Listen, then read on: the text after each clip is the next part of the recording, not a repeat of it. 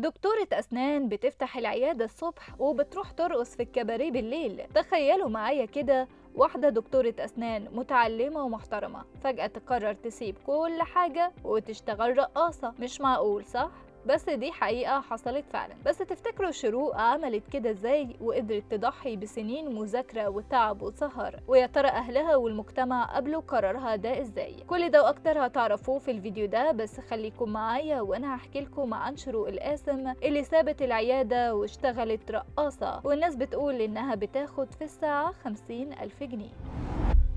الحكاية دي مش من الخيال ولا حاجة، دي قصة حقيقية لبنت اسمها شروق القاسم. شروق دي كانت دكتورة أسنان ناجحة، عندها عيادتها الخاصة وشغلها ماشي تمام والدنيا زي الفل معاها. يعني من بره كده تقول ما شاء الله البنت دي مستقبلها ضمناه. بس اللي محدش كان يعرفه إن شروق كان جواها حلم مستخبي من زمان. كانت بتحب الرقص جدا وبتعشق الفنانات القديمة زي نعيمة عاكف وسامية جمال. يعني كانت بتتفرج على أفلامهم وتحلم انها تبقى زيهم يوما ما. المهم في يوم من الايام شروق كانت في فرح صاحبتها وفجأة لقت نفسها قايمة بترقص على المسرح. الناس كلها انبهرت بيها وخصوصا صاحب القاعة. الراجل شاف فيها موهبة وزي ما تقولوا كده ما صدق شافها وعلى طول عرض عليها تشتغل عنده رقاصة محترفة. بس المفاجأة ان شروق وافقت على طول وقررت تسيب الطب والعيادة والمذاكرة اللي ذاكرتها والتعب وتدخل عالم الرقص والرقصات. طبعا مش محتاجة اقول لكم ان اهلها اتصدموا، اللي هو ازاي بنتهم الدكتورة هتبقى رقاصة؟ وحصل خناقات ومناقشات كتير، بس في الاخر الاهل استسلموا للامر الواقع ووافقوا على قرارها، بس بشرط